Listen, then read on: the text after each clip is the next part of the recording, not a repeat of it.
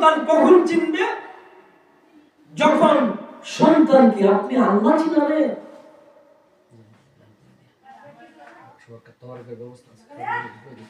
আপনি আল্লাহ চিনাবেন, এটা লাজিম মালজুমের সাথে সম্পর্ক। প্রথমত আপনার সন্তানকে বিবাহ করার ক্ষেত্রে আপনার মাটাকে নির্বাচন করবেন। কেন? কারণ মায়ের প্রভাব পুরোটাই সন্তানের উপরে পড়েছে। বুখারীর বর্ণনা এসেছে তো, ফাইন্না কুলুবাস সিবিয়ান আশাদ্দু কুবুলান লিমা মুতিশাফি। মা সন্তানকে গর্ভে রেখে টক যদি বেশি খায়, সন্তান দুনিয়াতে এসে টকের প্রতি একটা প্রবণতা থাকে। মা যদি সন্তানকে গর্ভে রেখে মিষ্টি খায়, সন্তান দুনিয়াতে এসে মিষ্টি বেশি খেতে চায়। মা যদি সন্তানকে গর্ভে রেখে টিকটক করে পশ্চিমা সভ্যতা ওয়েস্টার্ন কালচারকে ধারণ করে বেহায়াপনা তাদের পোশাককে অনুসরণ করে নাটক সিনেমা দেখে, ওই মায়ের পেট থেকে তো এক একটা সন্ত্রাসী বের হবে। মা যদি গর্ভে কোরআন সন্তানকে গর্ভে রেখে আল্লাহর কোরআন পড়ে, তাহলে ওই মায়ের সন্তান দুনিয়ার মধ্যে সে কোরআনের হাফেজ হবে। সুবহানাল্লাহ। মা যদি সন্তান গর্ভে রেখে বাসুরের ক্ষেতের লাউ, পরের ক্ষেতের সিম, আরেকজনের ক্ষেতের কাঁচামরিচ টমেটো চুরি করে না খায়, আল্লাহর কসম নবী পাকের বক্তব্য হলো ফাইন্না কুলুবাস সিবিয়ান আশাদ্দু কুবুরান লিমা মুতিশাফি। ওই মায়ের সন্তান দুনিয়ার মধ্যে সে চোর ডাকাত হবে, ডাকাত হবে। কেন? ওই যে পেটের যে ভাইরাস এই পেটে দিছেন আপনি, কারণ এটা তো মানব সম্পদ, এটাকে নবী পাক খনিজ সম্পদের সাথে তো তুলনা করেছেন। মুস্তাদে আহমদে হাদিস আছে, জান্নাতু মাআদিনু কামা আদিনিজ যাহবি ওয়াল ফিদ্দা। ফিদ্দা তো মানে কি?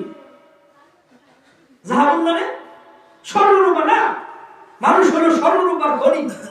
বেশক বুঝতে পারছেন? সাগরের অতল গহ্বরে পড়ে থাকে ঝিনুক, আছে না নাই? আছে। ডুবুরিরা এটাকে কুরাইনের উপরে উঠায়, কারণ এটা যত্রতত্র থাকে না, সাগরের অতল গহ্বরে গভীরের মধ্যে থাকে। ডুবুরিরা এটাকে কুরাইনের উপরে উঠায়, এটাকে সুন্দর কাপড় দিয়ে পেঁচায়, এটাকে সিন্ধুকের মধ্যে তালাবদ্ধ করে রাখে। ঠিক না ঠিক? ঠিক। কারণ এই ঝিনুকের ভিতরে আছে মুক্তা, মুক্তা। ঠিক না ঠিক? ঠিক। এটা কি সস্তা না দামি? দামি। যেই মা নিজেকে রক্ষণশীল রাখবে, পর্দার মধ্যে রাখবে, ইসলামের ইতিহাস আর ঐতিহ্য তাহজিব তামাদ্দুনকে ধারণ করবে, রক্ষণশীলতার মধ্যে থাকবে, আল্লাহর কোরআনের সাথে সম্পর্ক রাখবে, ওই মায়ের পেট থেকে সাগরের অতল গহ্বরে পড়ে থাকা ঝিনুকের ভিতরে মুক্তার চাইতে লক্ষ কোটি কোটি গুণে দাম বেশি এক একটা স্বর্ণমান ওই মায়ের পেট থেকে দুনিয়ার মধ্যে আসবে। সুবহানাল্লাহ ওয়া বিহামদিহি। আল্লাহু মা যেমন সন্তান তেমন। পীর সাহেব হুজুর আছে, উনি একজন কবি, একজন পীর সাহেব, একজন সাংবাদিক, উনি আমার শায়েখ মুর্শিদ। উনি হুজুরের লেখা কবিতা এরকম আছে, বাপ বালা তার বেটা বালা, মা বালা তার জি। মা যদি খারাপ হয়, এটা মুতারাব্বির মধ্যে আছে, ওয়া জুরবিন জারাহু সুবহা ও কওমিন ফাহাল্লা বিগাইরি জারিমিহি ওয়াল আযা। একটা নষ্টা একটা দেখাচ্ছুত মেয়ে যদি আপনার বাড়িতে আনেন, পুরো বাড়িতে গজব হওয়ার জন্য একটা মেয়েই যথেষ্ট। বেশক বুঝতে পারছেন? এটা আমি আমার মতো করে তর্জমাটা করলাম। হুজুর বলেন, বাপ বালা তার বেটা বালা, মা বালা তার জি, গাই বালা তার বাসুর বালা, দুধ বালা তার ঘি। ঠিক না বেটি? বেশক। এজন্য আল্লাহ তাআলা আমাদেরকে মা নির্বাচন করার তৌফিক দান করেন। আমাদের সন্তানদেরকে, আমার মেয়েটা তো একদিন বউ হবে, একদিন মা হবে, হবে কি হবে না? বেশক হবে। এজন্য আমার মেয়েটাকে আমি আল্লাহর কোরআন শেখাবো। কারা কারা দুটো হাত উপরে তুলে আল্লাহকে দেখো ইনশাআল্লাহ। আমার ছেলেকে আলেম বানাবো, হাফেজ বানাবো, মেয়েকে আলেমা বানাবো। আমার পাশে পরিচিত যারা আছে তাদেরকেও মাদ্রাসায় দিয়ে হযরত খাদিজাতুল কুবরা ফাতেমাতুজ জাহরা রাদিয়াল্লাহু তাআলা তাদের চরিত্র, তাদের আদর্শ, নবী পাকের আদর্শ, আল্লাহ পাকের হুকুম, আল্লাহ পাকের ভয় যেন আমরা শিক্ষা দিতে পারি। সকলকে আল্লাহ তাআলা আমাদেরকে সেই তৌফিক দান করেন। আমিন। সকলে বলেন আমিন। আমিন। মুআজ্জাজ হাজিরিন, আজকের এই মাহফিলে অনেক বড় বড় আহলে দিন এসেছেন।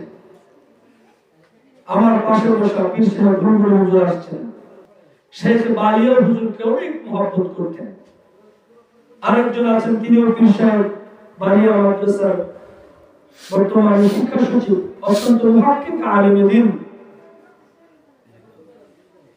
পীরে কামেল, উনিও পীর সাহেব পীরে কামেল আল্লামা আব্দুর রশিদ সাহেব দাওয়াত বারাকাতুহু।